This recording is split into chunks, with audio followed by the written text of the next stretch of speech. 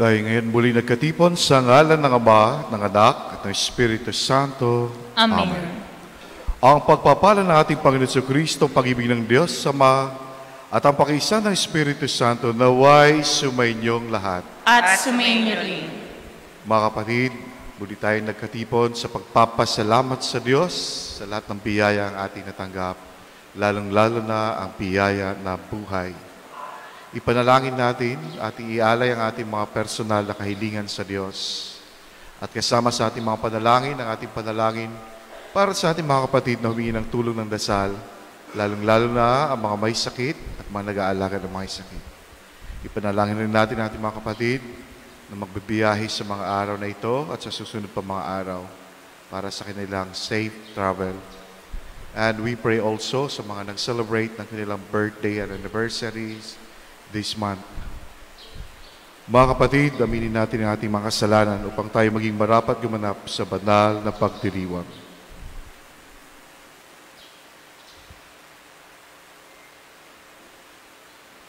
Inaamin ko sa makapangyarihang Diyos at sa inyong mga kapatid, na lubha akong nagkasala sa isip, sa salita at sa gawa, at sa aking pagkukulang. Kaya isinasamo ko sa mahal na Birheng Maria, sa lahat ng mga anghel at mga banal, at sa inyong mga kapatid, na ako'y ipanalangin sa Panginoong ating Diyos.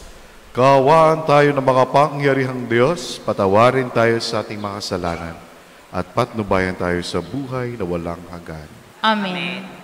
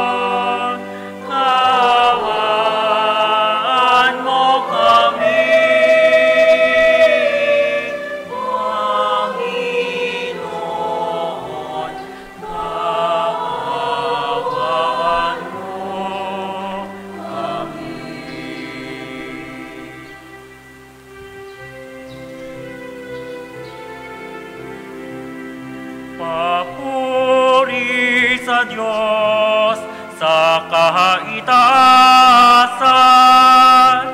sa lupa'y kapayapaan sa mga taong pinalulugdan niya.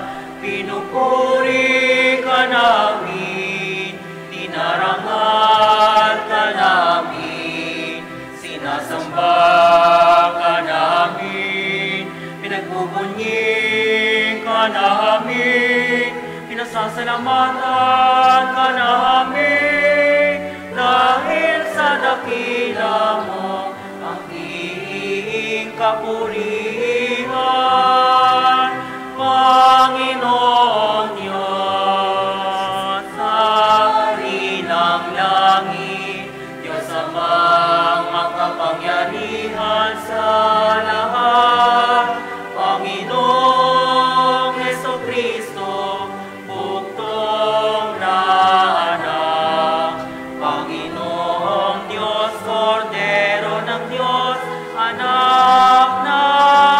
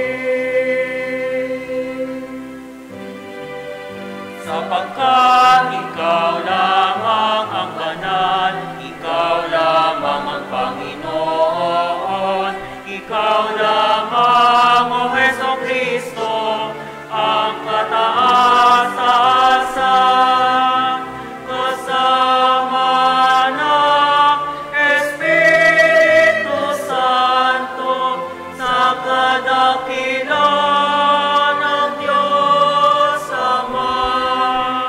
Amen. Amen. Amen. Amen. Manalangin tayo. Ama naming lumikha at tagapagligtas, nilob mong magkatawang tao ang iyong salita sa sinapupunan ng laging Berhen si Maria, sa pag-akong ng iyong bugtong na anak sa aming pagkatao. Pakindapatin nawa kami sa inyong pagkadiyos ay makasalo sa pamamagitan niya kasama ng Espiritu Santo magpa sa walang hanggan. Amen.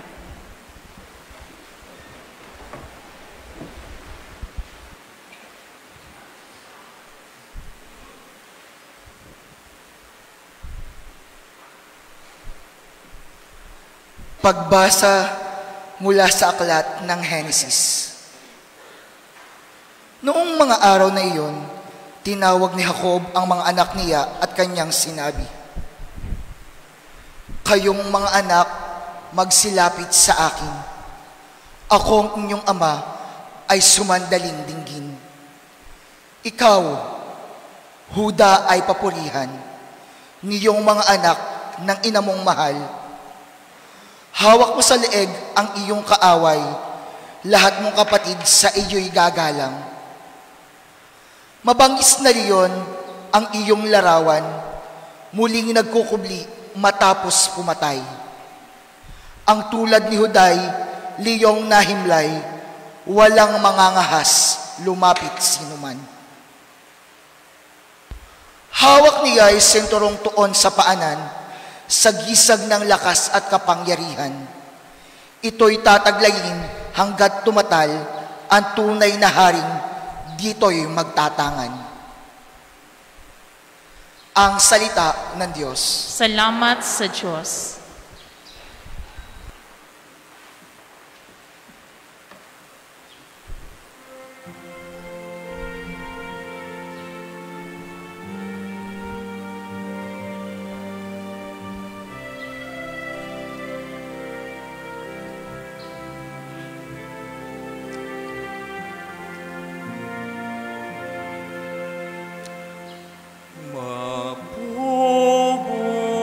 Mabuhay siyang marangal at satsagana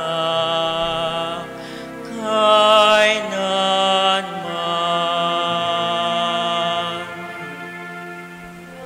Mabuhay siyang marangal at satsagana kailanman. Turuan mo yung hari, humatol ng katwiran. Sa taglay mong karunungan, O Diyos, siya'y bahaginan, upang siya'y maging tapat, mamahala sa iyong bayan, at pati sa mahihirap, maging tapat siyang tunay. Mabuhay siyang marangal at sasagana kailanman.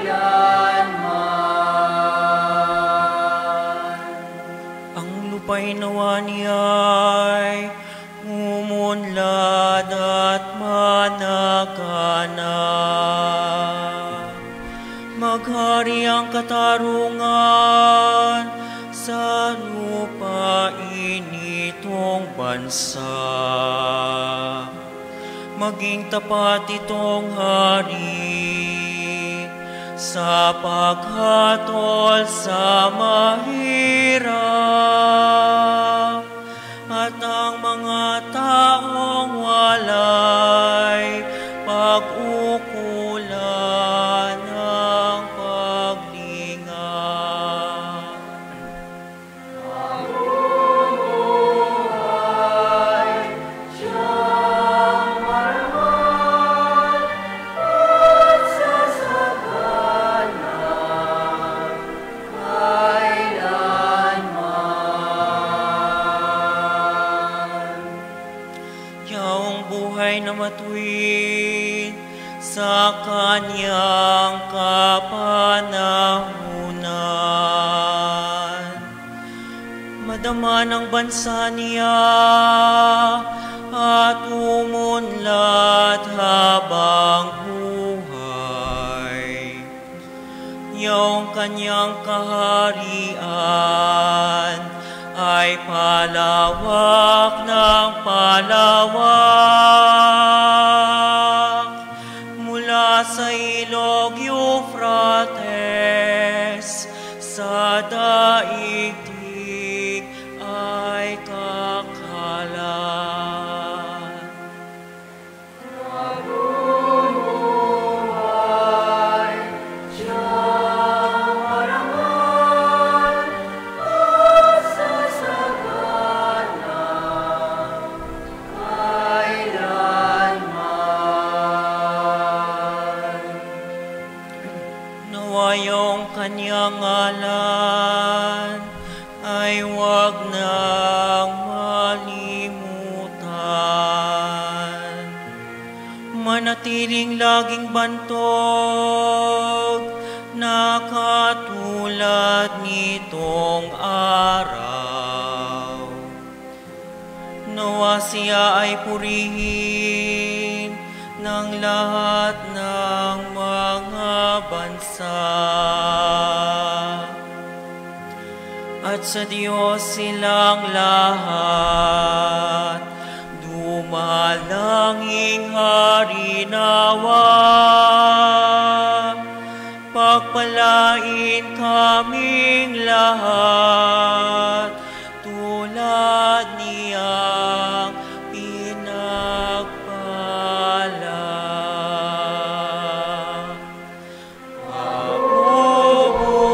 Mabuhay siyang marangal at sasagana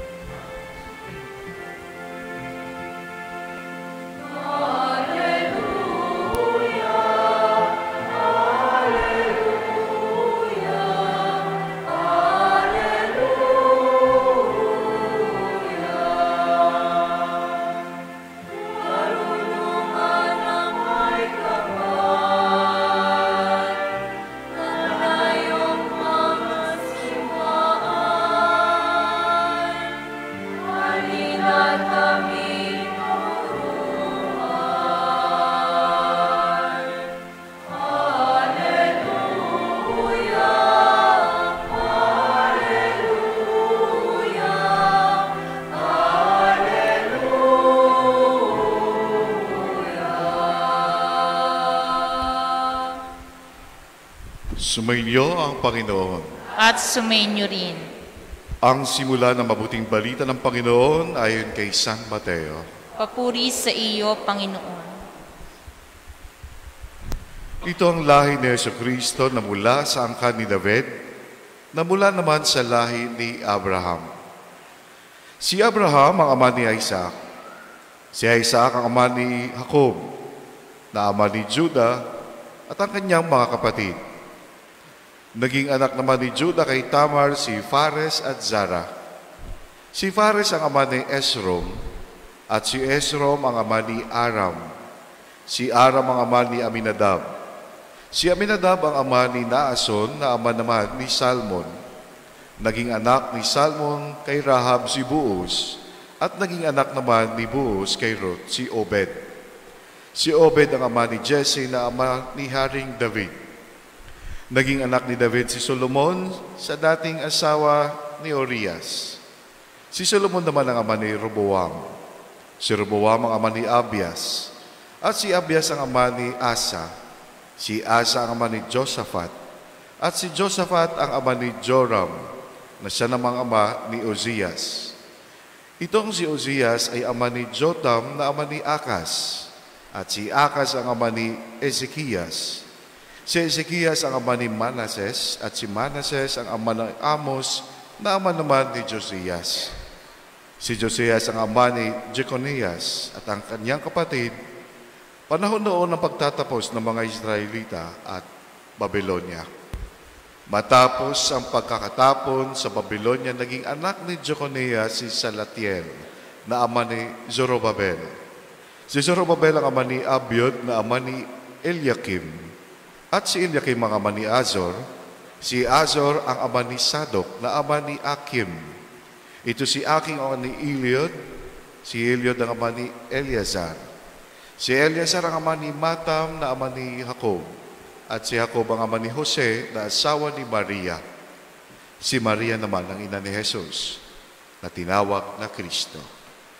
Sa makatuwid, 14 na salinlahi mula kay Abraham hanggang kay David.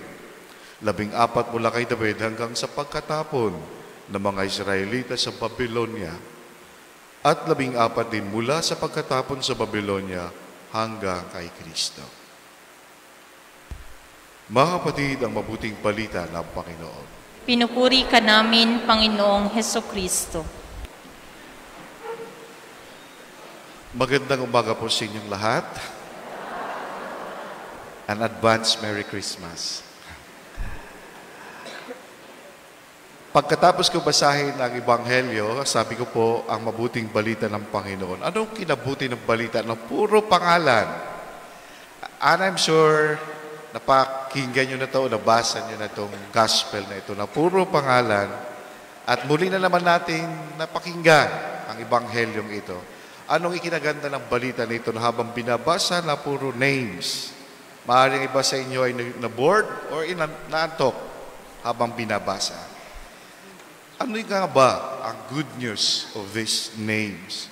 And I would like to share 4 points ngayong araw na ito na pwede natin mapagnilayan kung bakit naging good news ito. Unang punto, ang mga pangalan na ito ay nagpapahayag sa atin na ang pagkapanganakan ni Kristo, si Kristo ay based on history. Ang ating Panginoon si Kristo ay hindi lamang ito kathang-isip. Ito ay isang patunay na ito ay nakabase sa history according sa mga pangalan na ito.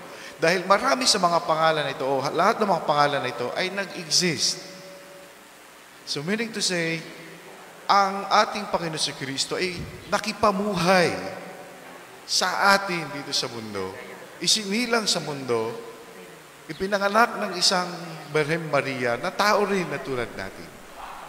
So siya ay naging tao at nakipamuhay sa ating lahat based on history. Kaya hindi po ito kathang-isip lamang na ating ginugunita sa kanyang kapanganakan.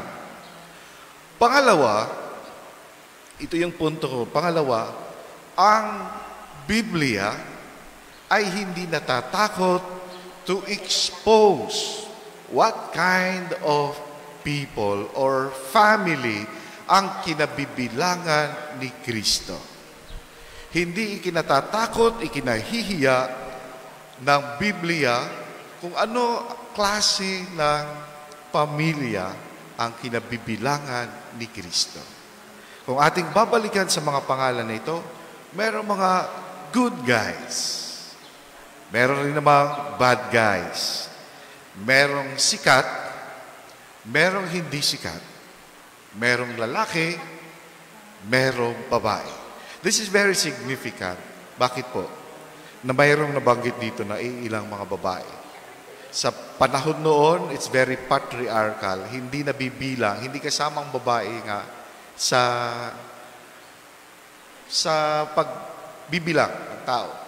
Kahit sa census, hindi kasama sa bilang ang babae at bata. Pero dito sa gospel na ito, merong ilang babaeng naisulat dito. Another, merong mga tao namang ordinary person. Balikan natin. Halimbawa, sa mga sikat, sino dito? Si Abraham, si Jacob, si Isaac, si Solomon, si David, si Joseph and Mary. Mga sikat ito dito na napagbanggit. Meron namang hindi talaga kilala. Tulad ni Zara, si Boaz, si Tamar, si Ram. Sino sila?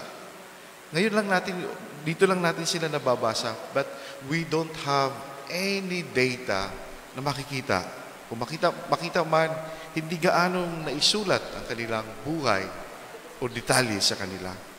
Meron mga kababaihan tulad ni Rahab, ni Ruth, ni Uriah, at ni Maria. At meron namang hindi maganda ang pinagdaanan tulad ni Jacob. Si Jacob, anong ginawa ni Jacob? Ninakaw niya yung right kay Isaac.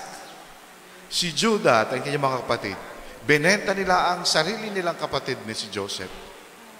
Si Rahab ay isang prostitute. Si Solomon, si David. Si David ay yung kapitbahay niya, no? Nangalunya siya. Si Abijah, meron siyang 14 wives.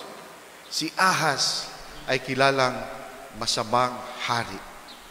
So in other words, ang mga pangalan na ito, ang lahi na kinabibilangan, ang pamilyang kinabibilangan ni Kristo ay hindi perfect.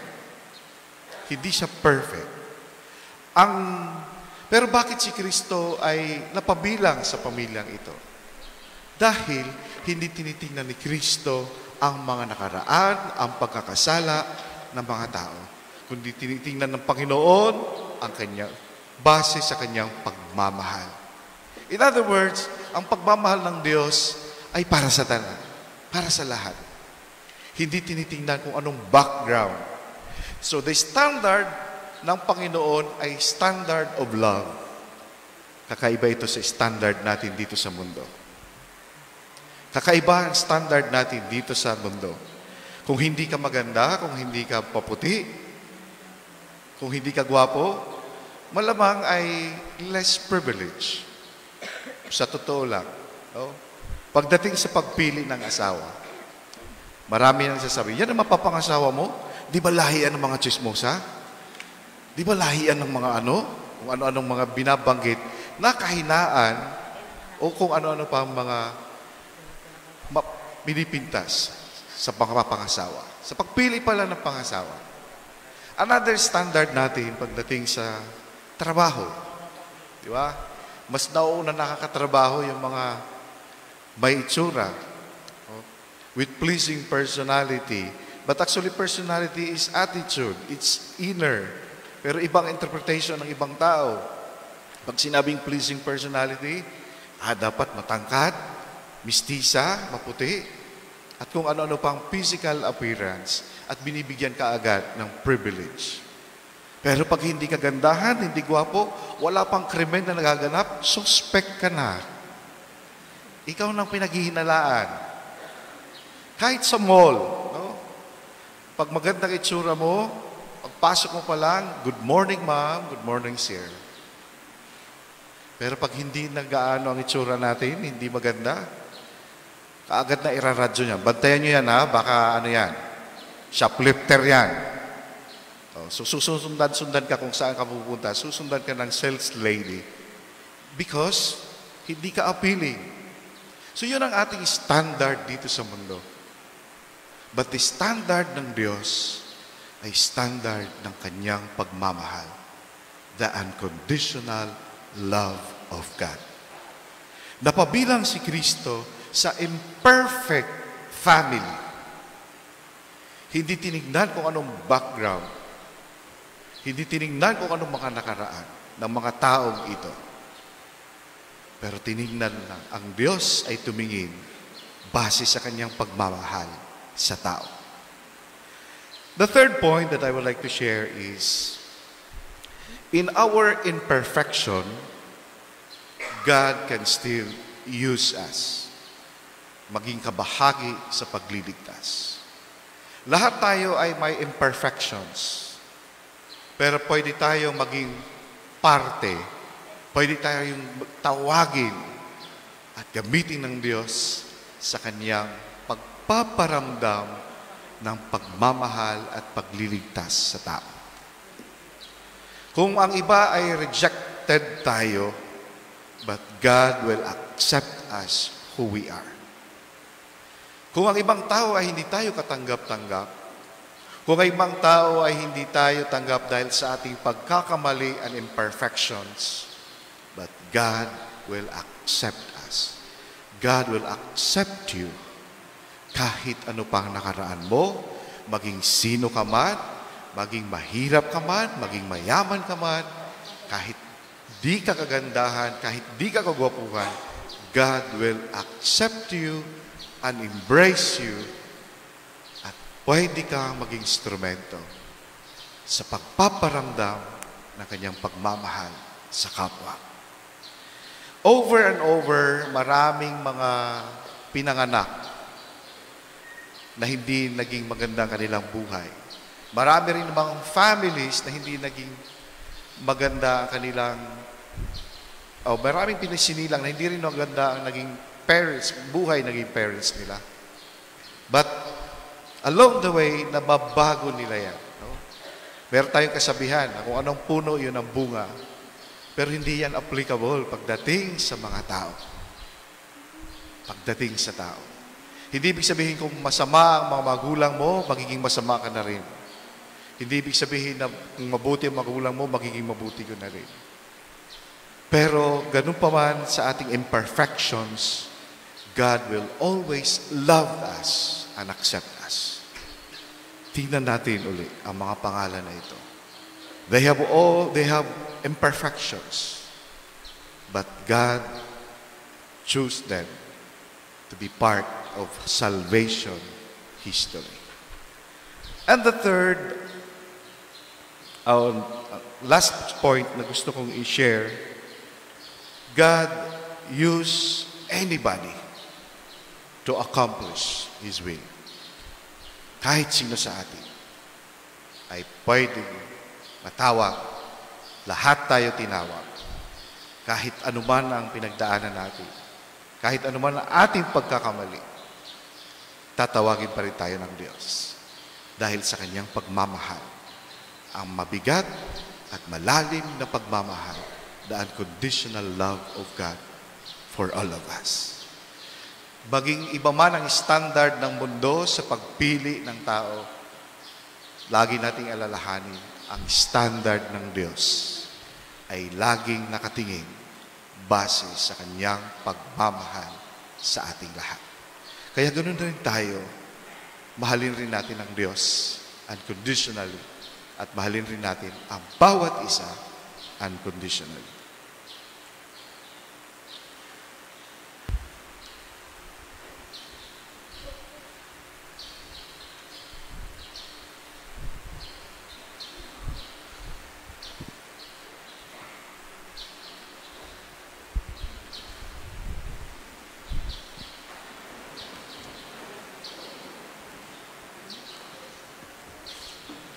Pinasisigla ng katapatan ng Diyos ang kanyang mga pangako, pakumbaba nating idulog sa kanya ang ating mga kahilingan para sa mga pangangailangan ng simbahan at ng sangkatauhan. Ang ating tugon sa bawat panalangin, Panginoon, gawin mo kaming tapat sa iyo. Panginoon, gawin mo kaming tapat sa iyo.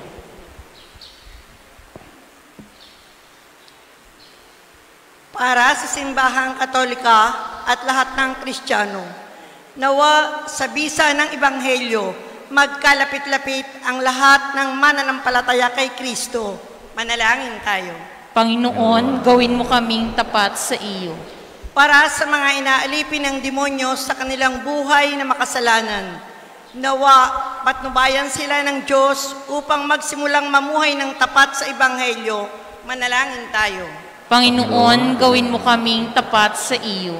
Para sa lahat ng mga nabiktima ng kawalan ng katarungan, nawa ikintal ng diwa nitong Misa de Gallo sa kanilang mga puso ang pagkapatawad sa kapayapaan. Manalangin tayo. Panginoon, gawin mo kaming tapat sa iyo. Para sa lahat ng Pilipinong mag-anak, lalo na iyong mga biktima ng paghihiwalay at kahirapan sa buhay, nawa makatagpo sila sa kanilang Kristiyanong pananampalataya ng kailangan nilang lakas upang makaraos sa kanilang mga paghihirap. Manalangin tayo. Panginoon, gawin mo kaming tapat sa iyo. Para sa ating lahat na naririto at sa ating mga ipinagdarasal, nawa liwanagan ng ilaw ng Diyos ang ating mga puso at gamitin tayong kasangkapan ng kanyang pagmamahal. Manalangin tayo. Panginoon, gawin mo kaming tapat sa iyo. Panginoong Diyos, Ikaw ang laging tapat at bukal ng lahat ng biyaya. Palakasin mo kami upang matupad ang mga pangako sa aming binyag. Lalo na ngayon sa aming simbang gabi, sinasamo namin ito sa pamamagitan ni Kristong aming Panginoon. Amen.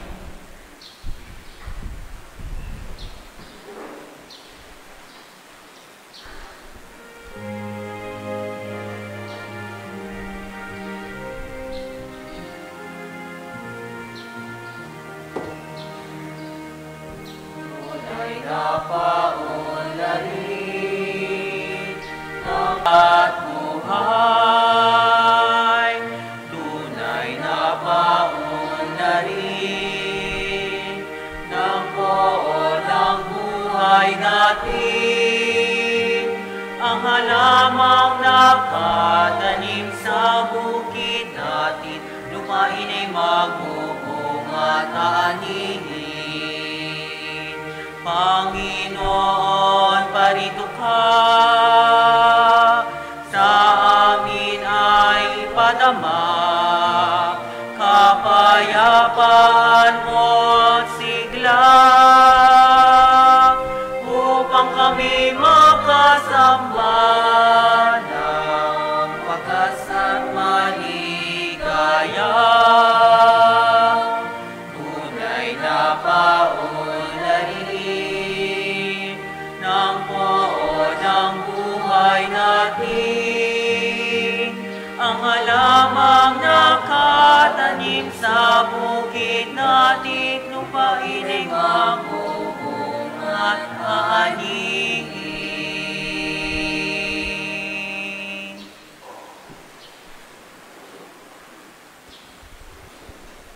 Manalangin kayo mga kapatid, upang paghain natin ay kalugdan ng Diyos sa mga makapangyarihan. Tanggapin nawa ng Panginoon ito paghahain sa iyong mga kamay, sa purihan niya at karangalan sa ating kapakinabangan at sa buong sambayanan niyang banal. Ama naming lumikha, gawin mong banal ang mga alay ng iyong sambayanan, upang sa kagalang-galang na pagdiriwang na ito, kami ay pakindapati mong magkasalo-salo sa pagkain binibigay mo sa pamamagitan ni Jesucristo kasama ng Espiritu Santo, magpa sa walang hanggan. Amen. Sumainyo ang Panginoon. At sumainyo rin. Itaas sa Diyos ang iyong puso at diwa. Itinaas na namin sa Panginoon. Pasalamatan natin ang Panginoong ating Diyos. Marapat na siya'y pasalamatan. Ama naming makapangyarihan, tunay ngang marapat na ikaw ay aming pasalamatan sa pamamagitan ni Jesucristo na aming Panginoon. Ang pagsusugo mo sa Kanya ay pinahayag ng lahat ng mga propeta. Ang pagsilang niya ay pinanabikan ng mahal na Birheng Kanyang Inang tunay sa kapangyarihan ng Espiritong Banal. Ang pagdating niya ay nilahat ni San Juan Bautista sa kanyang pagbibinyag. Ngayon pinaghahanda namin ang maligayang araw ng kanyang pagsilang. Kami nananabik at nananalangin lubos na makaharap sa kanyang kadakilaan. Kaya kaisa ng mga anghel na nagsisiawit ng papuri sa iyo na walang humpay sa kalangitan, kami nagbubunyi sa iyong kadakilaan.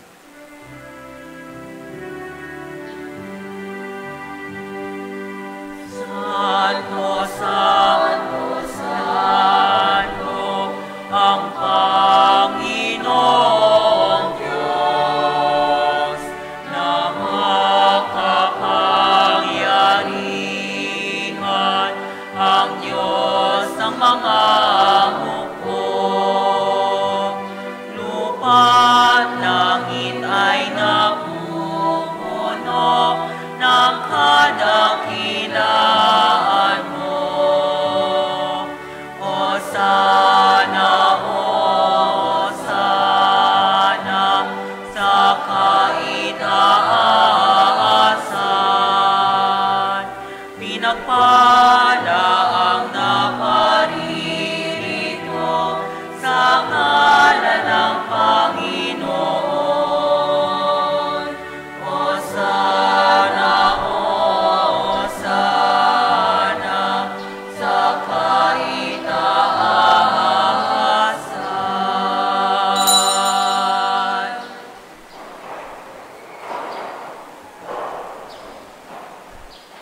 Ama naming banal, ikaw ang bukal ng tanang kabanalan. Kaya't sa pamagitan ng Espiritu, gawin mong banal ang mga loob na ito upang para sa amin maging katawan at dugo ng aming Panginoong Hesukristo. Bago niya pinagtiis ang kusang loob na maging handog, ginawa kanyang tinapay, pinasalamatan kanya, pinaghati-hati niya yon, inabot sa kanyang mga lagat at sinabi, "Tanggapin niyo lahat ito at kanin, ito ang aking katawan na ihahandog para sa inyo."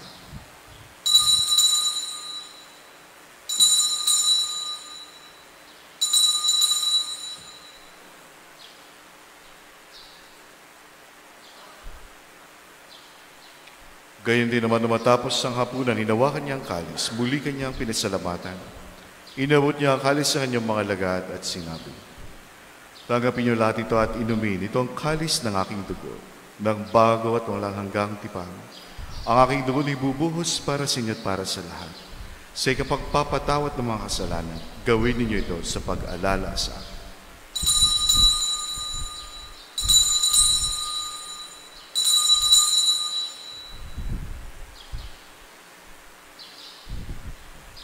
Ipagbunyi natin ang misteryo ng pananampalataya.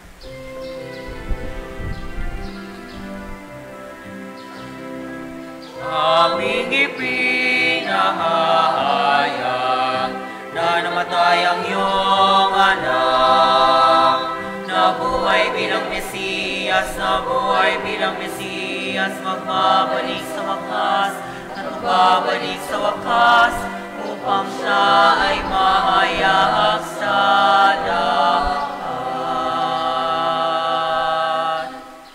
Ang mga ginagawa namin yan ang pag-alala sa pagkamatay at muling pagkabuhay ng iyong anak. Kaya tinalay namin sa iyong tinapay na nagbibigay buhay at ang kalis na nagkakalob ng kaligtasan. Kami nagpapasalamat dahil kaming minarapat na tumayo sa harap mo para maglingkod sa iyo. Isinasamo namin kami magsalo-salo sa katawan at dugo ni Kristo ay mabuklod sa pagkakaisa sa pamamagitan ng Espiritu Santo. Ama, lingapin mo yung simbahan laganap sa buong daigdig. Puspusin mo kami sa pag-ibig. Kaysa ni Francisco naming Papa at ni Gilbert naming Obispo at ng Tanang Kaparian. Alalahanin mo rin mga kapatid namin na himlay na may pag-asay sila'y muling mabubuhay, gayon din ang lahat ng mga pumanaw. Kaawaan mo sila at patuloyin sa iyong kaliwanagan. Kaawaan mo pakindapating kaming lahat na makasalo sa iyong buhay na walang wakas. Kaysa na mahal na Birhen Maria na ina ng Diyos, ng kabiyak niyang puso si San Jose. Kaysa na mga apostol at lahat ng mga banal na namuhay dito sa daigdig ng kalugod-lugod sa iyo, may pagdiwang nawa namin ang pagpupuri si kararangal mo sa pamamagitan ng anak na aming Panginoong Hesukristo. Sa pamamagitan ni Kristo, kasama niya at sa Kanyang lahat ng parangal at papuri sa iyo, Diyos amang makapangyarihan, kasama ng Espiritu Santo, magpa sa walang hanggan. Amen, amen, amen, amen, amen, amen, amen.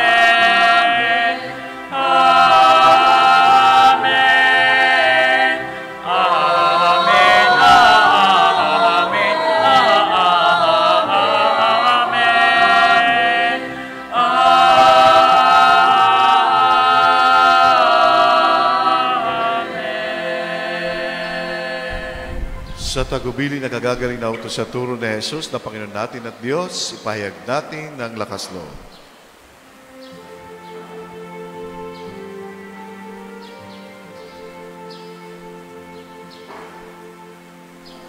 Namin sumasalangit ka, sambahin ngalan mo, mapasa amin ang kaharian mo, sundin ang loob mo.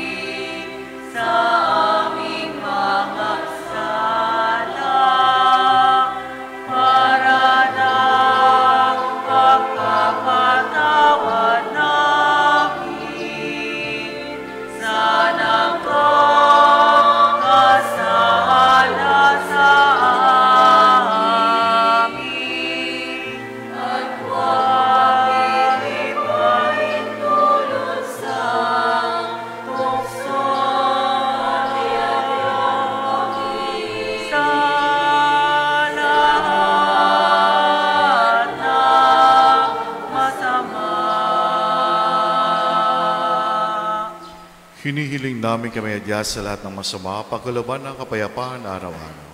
Iligtas sa kasalanan at ilayo sa lahat ng kapahamakan.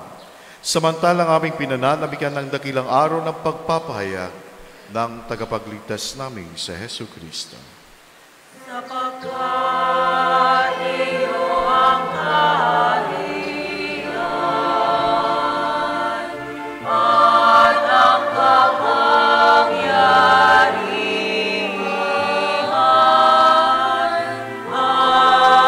at ang kapurihan magpakailanman.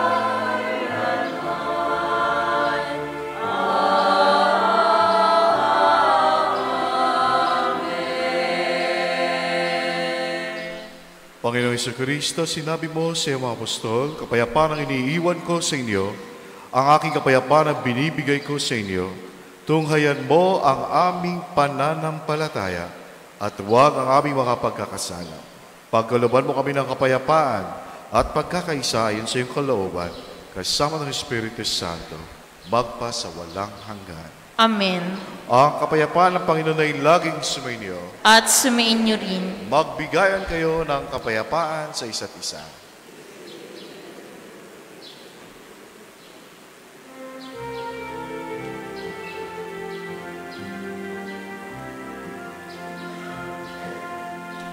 Kordero ng Diyos na nag-aalis ng mga kasalanan ng sanlibutan, maawa ka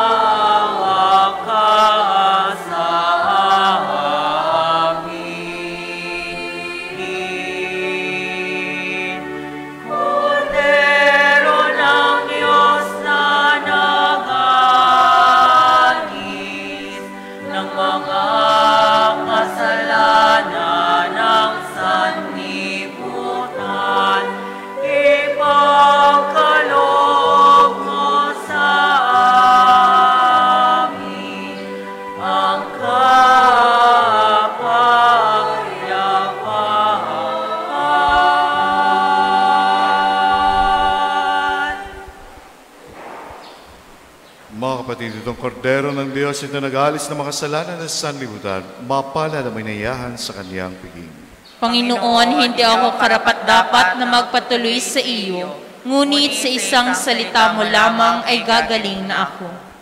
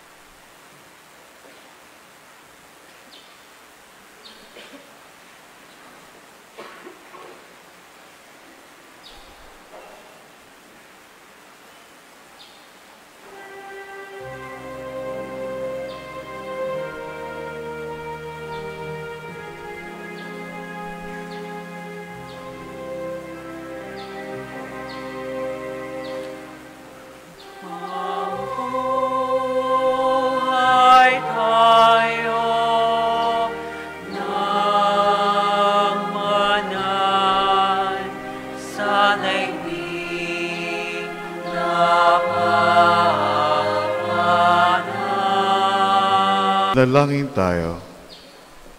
Ama naming mapagmahal, kaming pinagsala mo sa iyong piging, ay pag-alapin nawa ng iyong Espiritu sa pananabik na magliwanag sa piling ng dumarating na si Kristo, na nanawagitan kasama ng Espiritu Santo magpa sa walang hanggan. Amen.